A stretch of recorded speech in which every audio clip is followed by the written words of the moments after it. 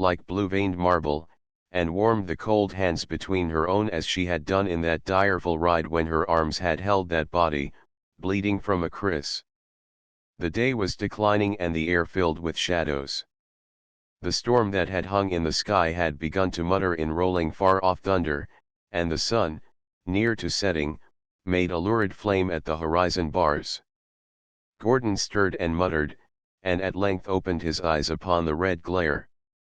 He heard the echoes of the clouds, like distant artillery. With the energy of delirium he sat up.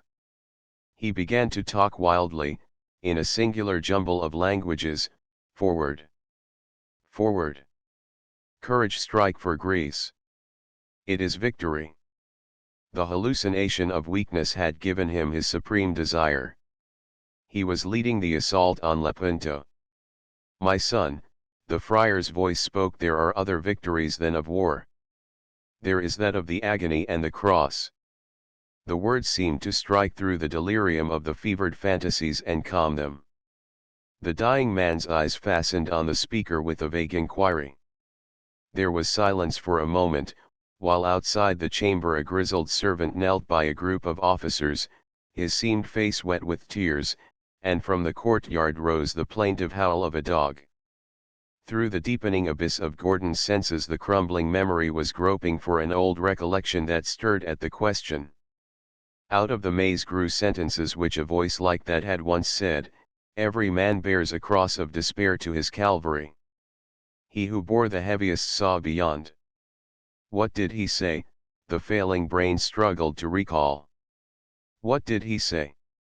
He saw dimly the emblem which the friar's hand held, an emblem that had hung always somewhere in a fading paradise of his. It expanded, a sad dark Calvary against olive foliage grey as the ashes of the Gethsemane agony, the picture of the eternal suffering of the Prince of Peace. Not my will, but thine. The words fell faintly from the wan lips, scarce a murmur in the stirless room. Gordon's form, in Teresa's clasp, seemed suddenly to grow chill. She did not see the illumination that transformed the friar's face, nor hear the door open to her brother and Mavro Cordato. She was deaf to all save the moan of her stricken love, blind to all save that face that was slipping from life and her. Gordon's hand fumbled in his breast, and drew something forth that fell from his nerveless fingers onto the bed, a curling lock of baby's hair and a worn fragment of paper on which was a written prayer. She understood, and, lifting them, laid them against his lips. His eyes smiled once into hers and his face turned wholly to her, against her breast. "Now," he whispered, "I shall go to sleep." A piteous cry burst from Teresa's heart as the friar leaned forward. But there was no answer. George Gordon's eternal pilgrimage had begun. Chapter 8. The great silence Blaquire stood beside Teresa in the windowed chamber which had been set apart for her, overlooking the courtyard.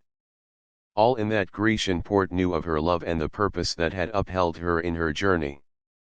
To the forlorn town her wordless grief seemed a tender intimate token of a loss still but half comprehended.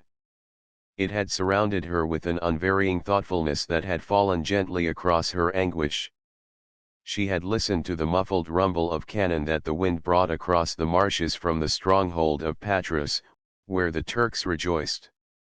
She had seen the palled bier, in the midst of Gordon's own brigade, borne on the shoulders of the officers of his court to the Greek church, to lie in state beside the remains of Botzaris, had seen it borne back to its place amid the wild mourning of half-civilized tribesmen and the sorrow of an army. The man she had loved had carried into the great silence a people's worship and a nation's tears. Now as she looked out across the massed troops with arms at rest across the crowded docks and rippling shallows to the sea, where two ships rode the swells side by side, she hugged this thought closer and closer to her heart. One of these vessels had borne her hither and was to take her back to Italy. The other, a ship of the line, had brought the man who stood beside her, with the first installment of the English loan. It was to bear to an English sepulchre the body of the exile to whom his country had denied a living home. Both vessels were to weigh with the evening tide. Blakewyra, looking at the white face that gazed seaward, remembered another day when he had heard her singing to her harp from a dusky garden. He knew that her song would never again fall with such a cadence. At length he spoke, looking down on the soldiery and the people that waited the passing to the waterside of the last cortege. I wonder if he sees, if he knows, as I know, Contessa, what the part he acted here shall have done for Greece. In his death faction has died, and the enmities of its chiefs will be buried with him forever. Her eyes turned to the sky, reddening now to sunset. I think he knows, she answered softly. Padre Somalian's voice behind them intervened, we must go aboard presently, my daughter. She turned, and as the friar came and stood looking down beside Blakewyra, passed out and crossed the hall to the room wherein lay her dead. She approached the bier, a rude chest of wood upon rough trestles, a black mantle serving for pall. At its head, laid on the folds of a Greek flag, were a sword and a simple wreath of laurel. A dull roar shook the air outside. The minute gun from the Grand Battery, firing a last salute, and a beam of fading sunlight glanced through the window and turned to a fiery globe a glittering helmet on the wall. Gently, as though a sleeping child lay beneath it, she withdrew the pall and white shroud from the stainless face. She looked at it with an infinite yearning, while outside the minute gun boomed and the great bell of the Greek church tolled slowly. Blakewyra's words were in her mind. Do you know, my darling, she whispered. Do you know that Greece lives because my heart is dead? She took from her bosom the curl of flaxen hair and the fragment of paper that had fallen from his chilling fingers and put them in his breast. Then stooping, she touched in one last kiss the unanswering marble of his lips. At the threshold she looked back. The golden glimmer from the helmet fell across the face beneath it with an unearthly radiance. A touch of woman's pride came to her, the pride that sits upon a broken heart. How beautiful he was, she said in a low voice. Oh, God! How beautiful he was! Chapter LXIV of him whom she denied a home, the grave. Greece was never more a vassal of the Turk. In the death of the archistrategus who had so loved her cause, the chieftains put aside quarrels and buried private ambitions, all save one. In the stone chamber at Missolonghi wherein that shrouded form had lain, the Suliot chiefs swore fealty to Mavrocordato and the constitutional government as they had done to George Gordon. Another had visited that chamber before them. This was a dark-bearded man in Suliot dress, who entered it unobserved while the body of the man he had so hated lay in state in the Greek church.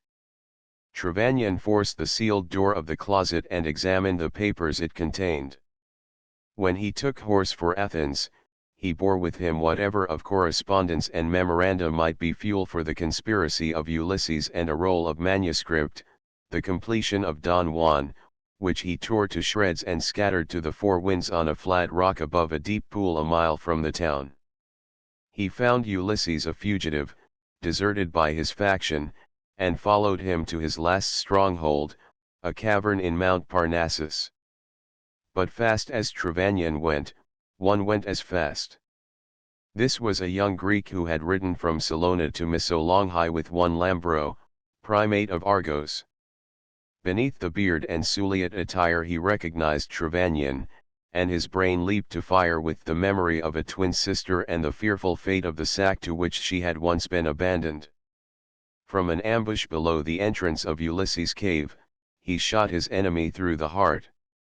On the day Trevanion's sullen career was ended, along the same highway which Gordon had traversed when he rode to Newstead on that first black homecoming, a single carriage followed a leaden casket from London to Nottinghamshire.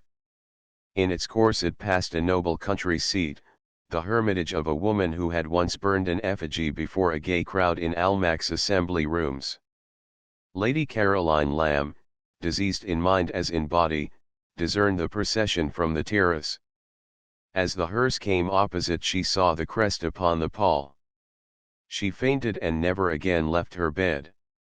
The cortege halted at Hucknall Church, near Newstead Abbey, and there the earthly part of George Gordon was laid, just a year from the hour he had bidden farewell to Teresa in the Pison Garden, where now a lonely woman garnered her deathless memories. At the close of the service the two friends who had shared that last journey, Dallas, now grown feeble, and Hobhouse, recently knighted and risen to political prominence, stood together in the lantern-lighted porch. "What of the Westminster chapter?"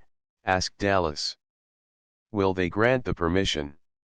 A shadow crossed the other's countenance. Popular feeling had undergone a great revulsion, but clerical enmity was outspoken and undying. He thought of a bitter philippic he had heard in the House of Lords from the Bishop of London. His voice was resentful as he answered, "The Dean has refused. The greatest poet of his age and country is denied even a tablet on the wall of Westminster Abbey." The kindly eyes under their white brows saddened. Dallas looked out through the darkness where gloomed the old Gothic towers of Newstead, tenantless, save for their raucous colonies of rooks. "The greatest poet of his age and country," he repeated slowly. "After all, we can be satisfied with that. Aftermath springs quickened, summers sped their hurrying blooms, autumns hung scarlet flags in the coppice, winters fell and mantled glebe and moor. Yet the world did not forget. There came an April day when the circumstance of a sudden shower set down from an open carriage at the porch of Newstead Abbey a slender girl of 17, who had been visiting at nearby Annesley. Waiting, in the library, the passing of the rain, the visitor picked up a book from the table. It was Childe Harold's Pilgrimage. For a time she read with tranquil interest, then suddenly startled, "Is thy face like thy mother's, my fair child? Ada, sole daughter of my house and heart? When last I saw thy young blue eyes they smiled, and then we parted not as now we part, but with a hope." She looked for the name of its author and paled. Thereafter she sat with parted lips and tremulous, long breathing. The master of the house entered to find an unknown guest reading in a singular rapt absorption. Her youth and interest beckoned his favorite topic. He had been one of the strangers who, year by year in increasing numbers, visited the little town of Hucknall, travelers who, speaking the tongue in which George Gordon had written, trod the pave of the quiet church with veneration. He had purchased Newstead and had taken delight in gathering about him in those halls mementos of the man whose youth had been spent within them. While the girl listened with wide eyes on his face, he told her of the life and death of the man who had written the book. He marveled while he talked, for it appeared that she had been reared in utter ignorance of his writings, did not know that he had lived beneath that very roof, nor that he lay buried in the church whose spire could be seen from the mole. He waxed eloquent as he told her how the gilded rank and fashion of London had found comfort in silence, how Tom Moore, long since become one of its complacent satellites, had read its wishes well, how he had stood in a locked room and given the smug seal of his approbation while secret flame destroyed the self-justification of a dead man's name, the memoirs which had been a last bequest to a living daughter. The shower passed, the sun came out rejoicing still. The master of the abbey talked. When he had finished he showed his listener a portrait, painted by the American, Benjamin West.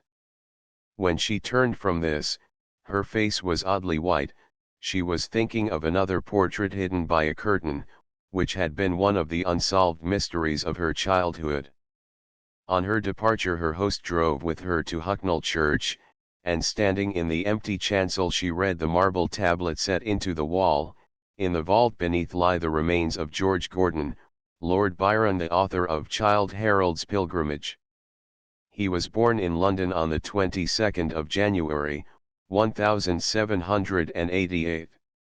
He died at Missolonghi in western Greece, on the 19th of April, 1824, engaged in the glorious attempt to restore that country to her ancient freedom and renown.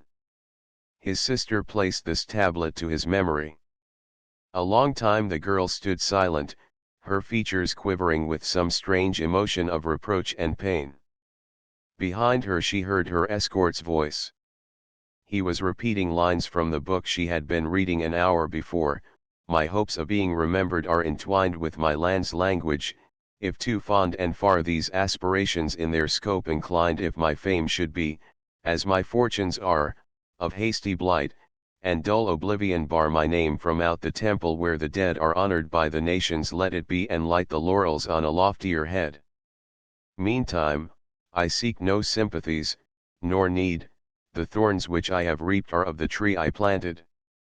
They have torn me and I bleed. My task is done, my song hath ceased, my theme has died into an echo, it is fit the spell should break of this protracted dream. The torch shall be extinguished which hath lit my midnight lamp, and what is writ, is writ. Farewell. A word that must be, and hath been a sound which makes us linger, yet farewell yet.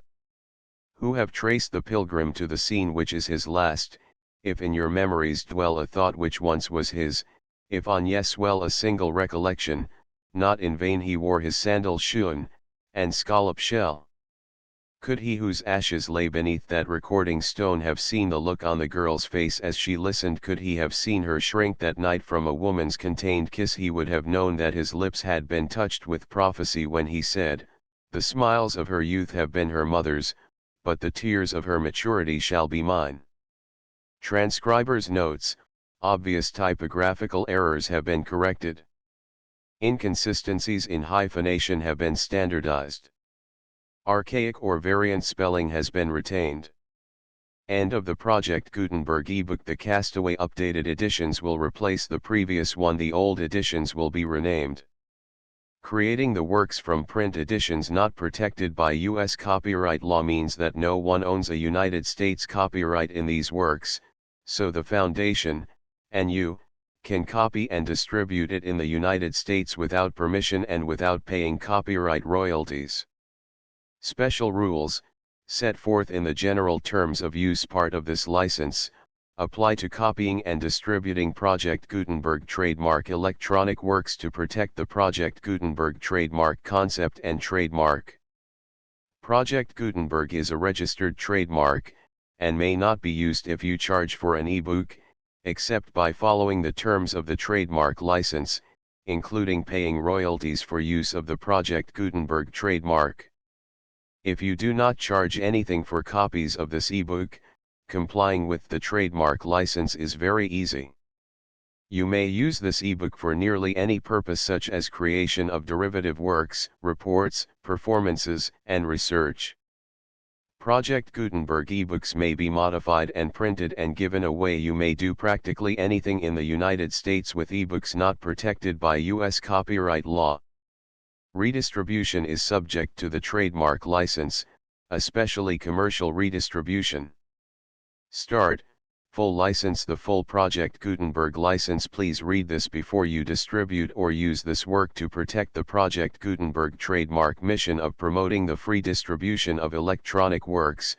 By using or distributing this work, or any other work associated in any way with the phrase Project Gutenberg, you agree to comply with all the terms of the full Project Gutenberg trademark license available with this file or online at www.gutenberg.org/license.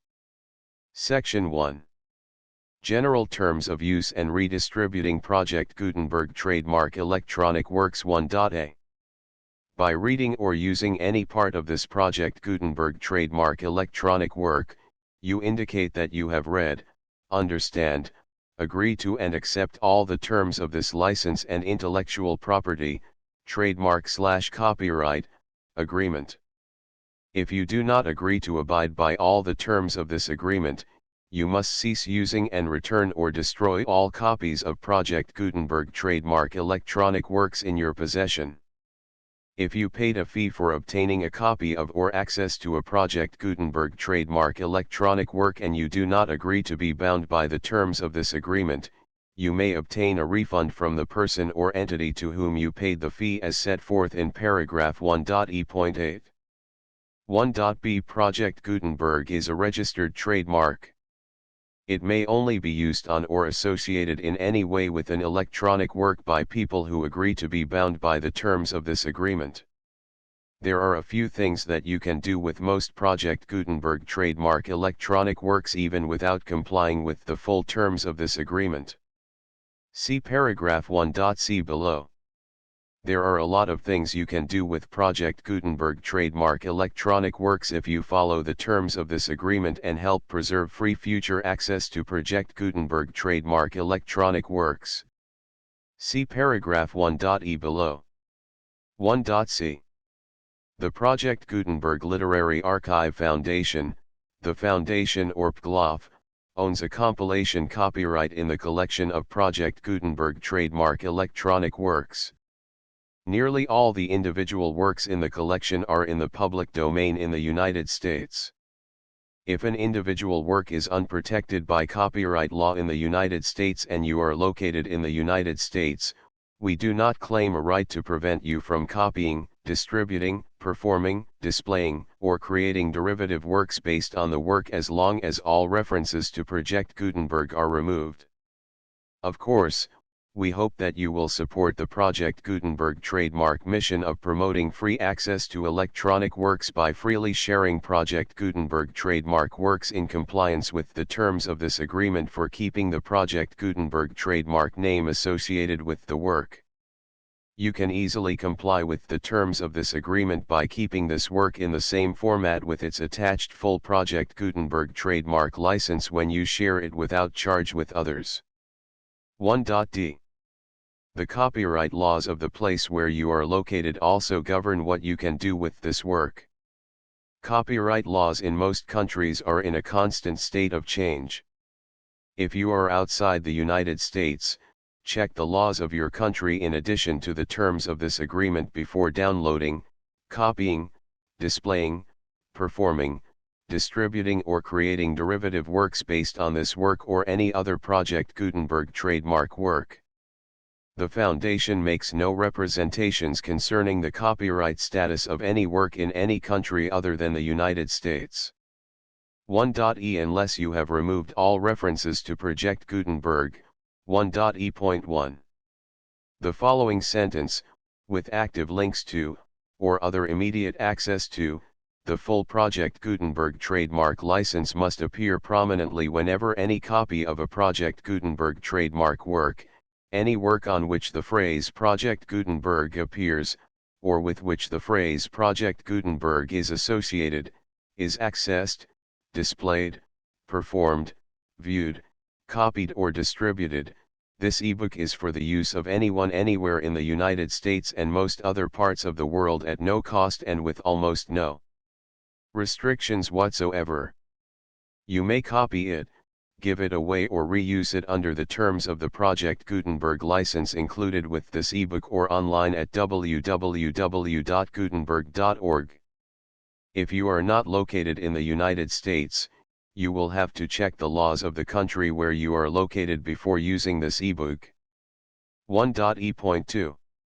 If an individual Project Gutenberg trademark electronic work is derived from texts not protected by U.S. copyright law, does not contain a notice indicating that it is posted with permission of the copyright holder, the work can be copied and distributed to anyone in the United States without paying any fees or charges.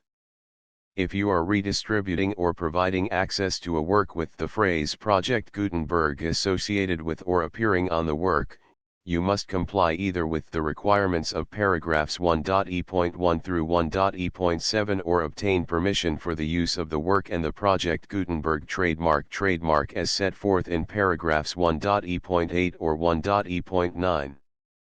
1.e.3. If an individual Project Gutenberg trademark electronic work is posted with the permission of the copyright holder, your use and distribution must comply with both paragraphs 1.e.1 through 1.e.7 and any additional terms imposed by the copyright holder. Additional terms will be linked to the Project Gutenberg trademark license for all works posted with the permission of the copyright holder found at the beginning of this work. 1.e.4. Do not unlink or detach or remove the full Project Gutenberg trademark license terms from this work, or any files containing a part of this work or any other work associated with Project Gutenberg trademark.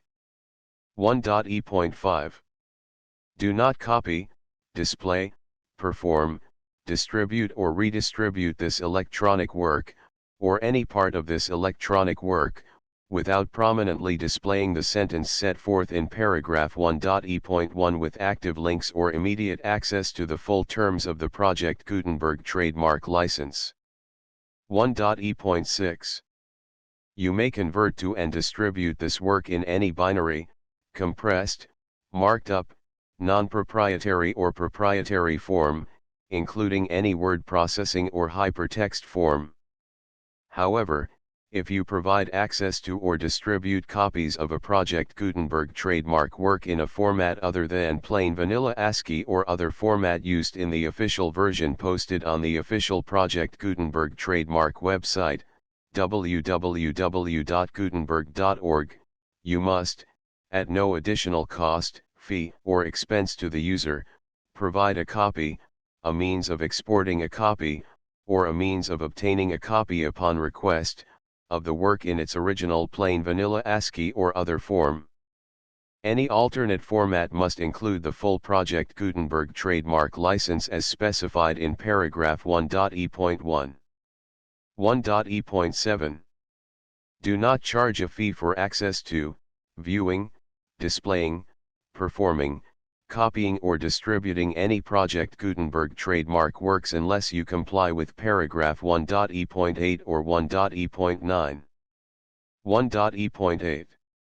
You may charge a reasonable fee for copies of or providing access to or distributing Project Gutenberg trademark electronic works provided that, you pay a royalty fee of 20% of the gross profits you derive from the use of Project Gutenberg trademark works calculated using the method you already use to calculate your applicable taxes.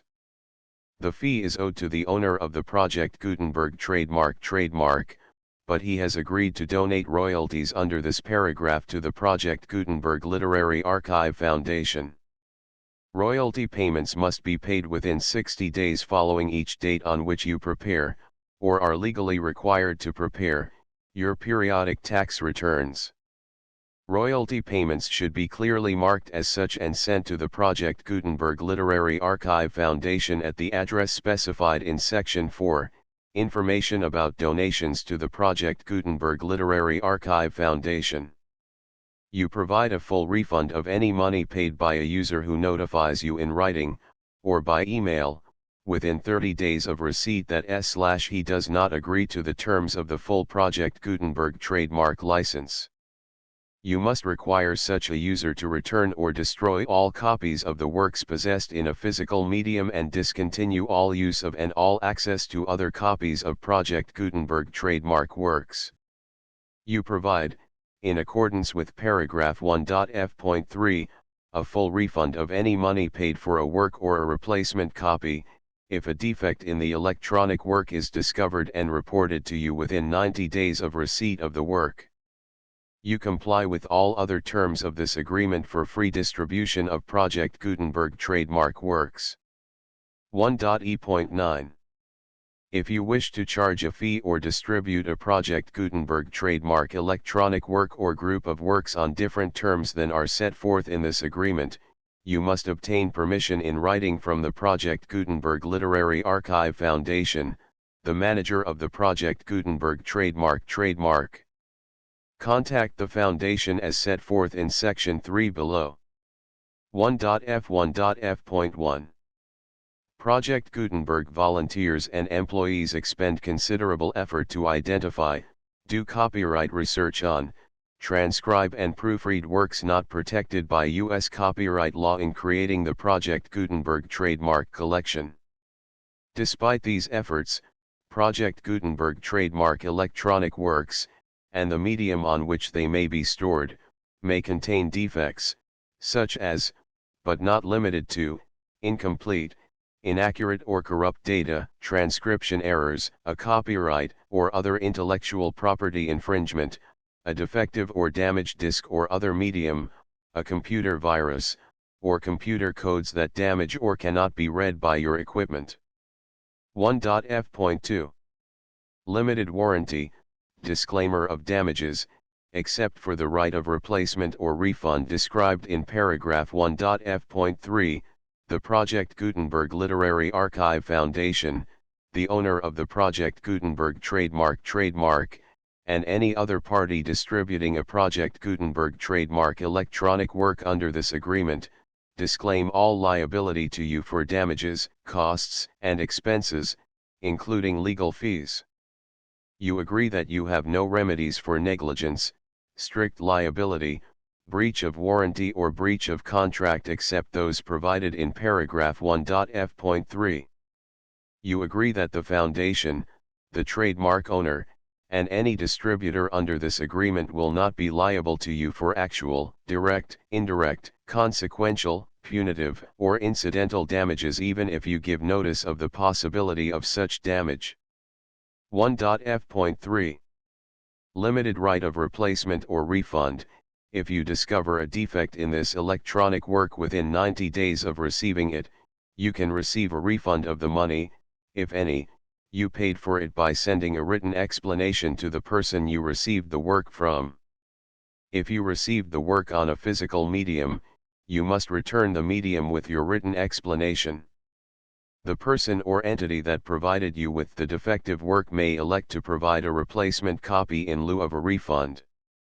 If you received the work electronically, the person or entity providing it to you may choose to give you a second opportunity to receive the work electronically in lieu of a refund. If the second copy is also defective, you may demand a refund in writing without further opportunities to fix the problem. 1.f.4 Except for the limited right of replacement or refund set forth in paragraph 1.f.3, this work is provided to you as is, with no other warranties of any kind, express or implied, including but not limited to warranties of merchantability or fitness for any purpose. 1.f.5 Some states do not allow disclaimers of certain implied warranties or the exclusion or limitation of certain types of damages. If any disclaimer or limitation set forth in this agreement violates the law of the state applicable to this agreement, the agreement shall be interpreted to make the maximum disclaimer or limitation permitted by the applicable state law. The invalidity or unenforceability of any provision of this agreement shall not void the remaining provisions. 1.f.6 Indemnity. You agree to indemnify and hold the foundation, the trademark owner, any agent or employee of the foundation, anyone providing copies of Project Gutenberg trademark electronic works in accordance with this agreement, and any volunteers associated with the production, promotion, and distribution of Project Gutenberg trademark electronic works, harmless from all liability, costs, and expenses, including legal fees, that arise directly or indirectly from any of the following which you do or cause to occur. A. Distribution of this or any Project Gutenberg trademark work. B. Alteration, modification, or additions or deletions to any Project Gutenberg trademark work, and C. Any defect you cause. Section 2. Information about the mission of Project Gutenberg trademark. Project Gutenberg trademark is synonymous with the free distribution of electronic works in formats readable by the widest variety of computers including obsolete, old, middle-aged, and new computers. It exists because of the efforts of hundreds of volunteers and donations from people in all walks of life. Volunteers and financial support to provide volunteers with the assistance they need are critical to reaching Project Gutenberg trademark's goals and ensuring that the Project Gutenberg trademark collection will remain freely available for generations to come. In 2001, the Project Gutenberg Literary Archive Foundation was created to provide a secure and permanent future for Project Gutenberg trademark and future generations. To learn more about the Project Gutenberg Literary Archive Foundation and how your efforts and donations can help, see sections 3 and 4 and the Foundation information page at www.gutenberg.org. Section 3. Information about the Project Gutenberg Literary Archive Foundation. The Project Gutenberg Literary Archive Foundation is a nonprofit 501(c)(3) educational corporation organized under the laws of the state of Mississippi and granted tax-exempt status by the Internal Revenue Service. The Foundation's IN or Federal Tax Identification Number is 64-6221541. Contributions to the Project Gutenberg Literary Archive Foundation are tax-deductible to the full extent permitted by U.S. federal laws and your state's laws. The Foundation's business office is located at 809 North 1500 West, Salt Lake City, Utah 841-16801-596-1887. Email contact links and up-to-date contact information can be found at the Foundation's website and official page at www.gutenberg.org/contact. Section 4.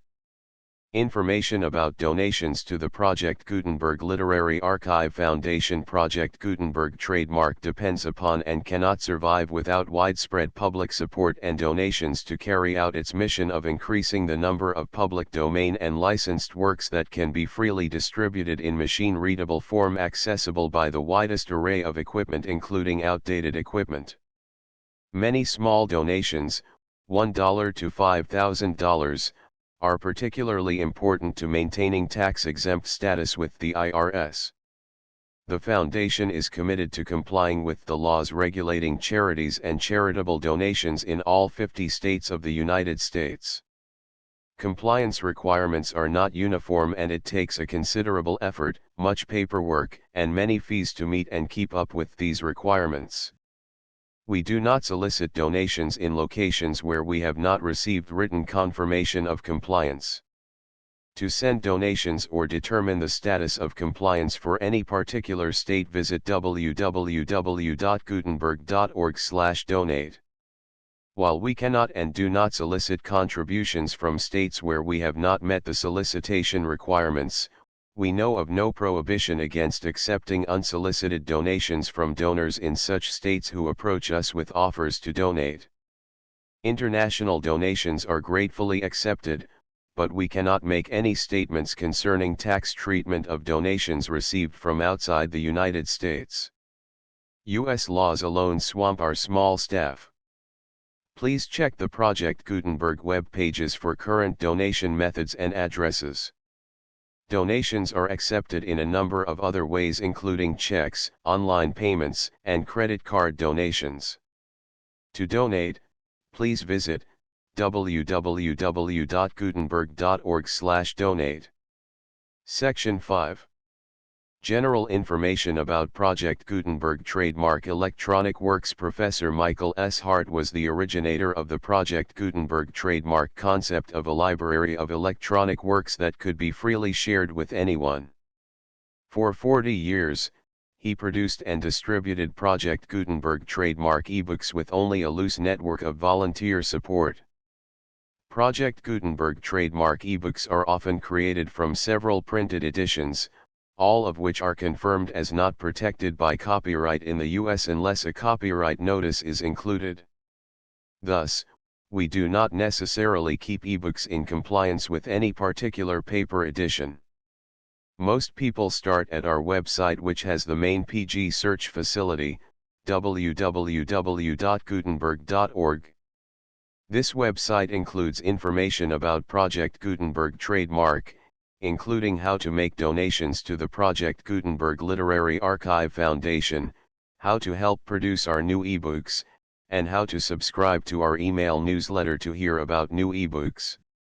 The Castaway Contents Chapter I, The Feast of Ramazan. Chapter 2, Mad, Bad, and Dangerous to Know.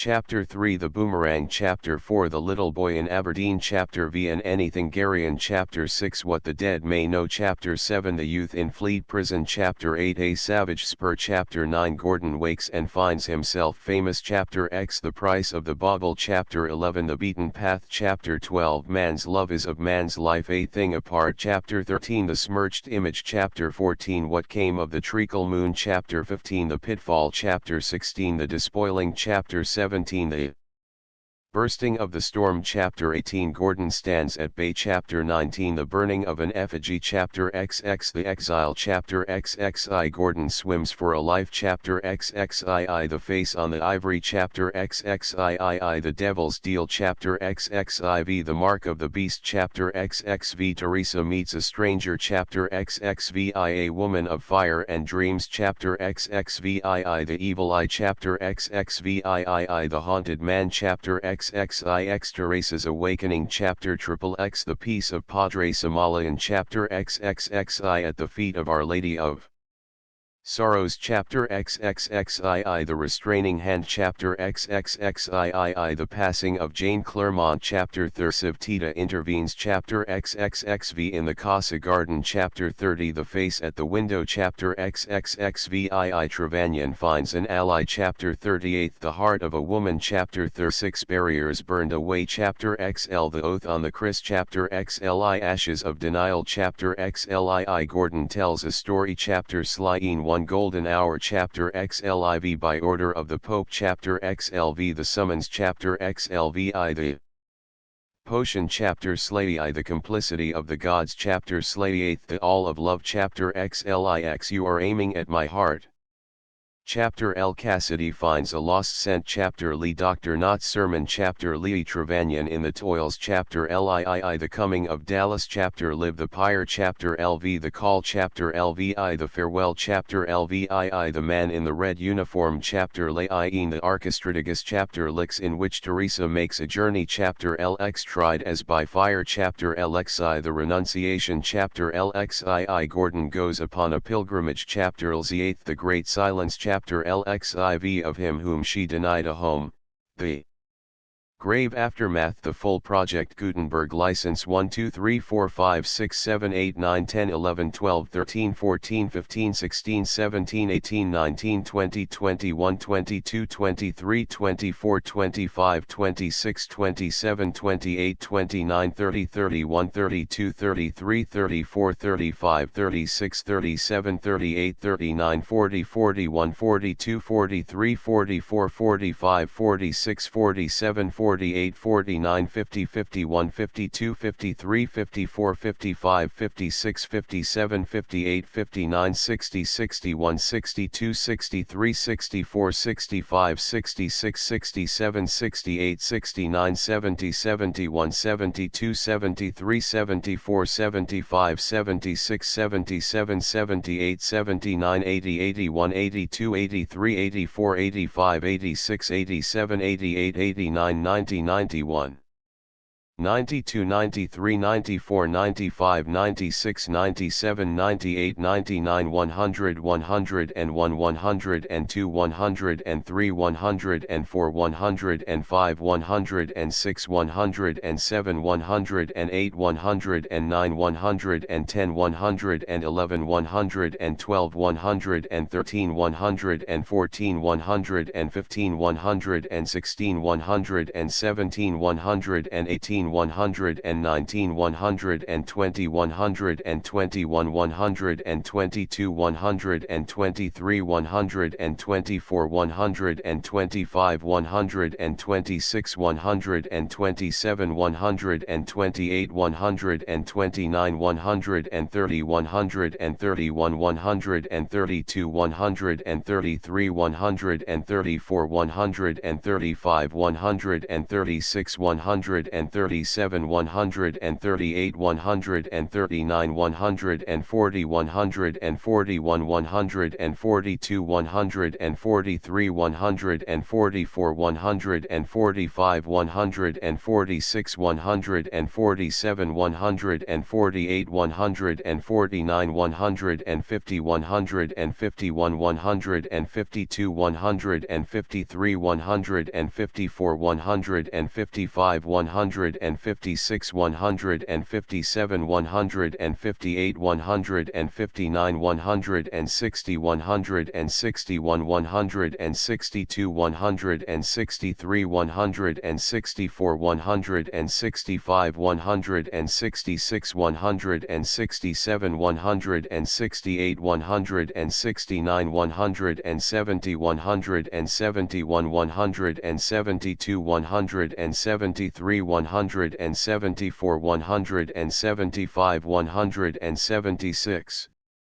177 178 179 180 181 182 183 184 185 186 187 188 189 190 191 192 193 194 195 196 197 198 199 200 201 202 203 204 205 206 207 208 209 210 211 212 213 214 215 216 217 218 219 220 221 222 223 224 225 226 227 228 229 230 231 232 233 234 235 236 237 238 239 240 241 242 243 244 245 246 247 248 249 250 251 252 253 254 255 256 257 258 260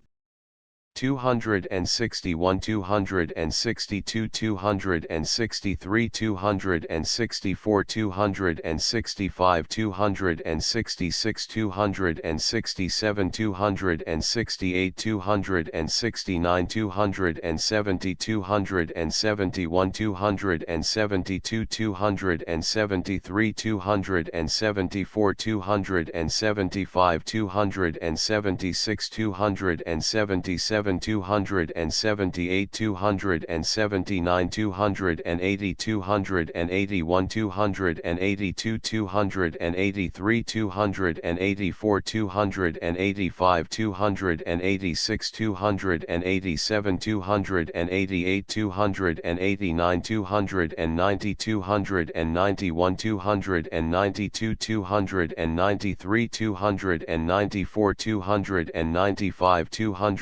296 297 298 299 300 301 302 303 304 305 306 307 308 309 310 311 312 313 314 315 316 317 318 319 320 321 322 323 324 325 326 327 328 329 330 331 332 333 334 335 336 337 338 339 340 341 342 343 344, 345, 346, 347, 348, 349, 350, 351, 352, 353, 354, 355, 356, 357, 358, 359, 360, 361, 362, 363, 364, 365, 366, 367, 368, 369, 370, 371, 372, 373, 374, 375, 376, 377, 378, 379, 380, 381, 382, 383, 384, 385, 386, 387, 388, 389, 390, 391, 392, 393, 394, 395, 396, 397, 398, 399, 400, 401, 402, 403, 404, 405, 406, 407, 408, 409, 410, 411, 412, 413, 414, 415, 416, 417, 418, 419, 420, 421, 422, 423, 424, 425, 426. 427, 428, 429, 430, 431, 432, 433, 434, 435, 436, 437, 438, 439, 440, 441, 442.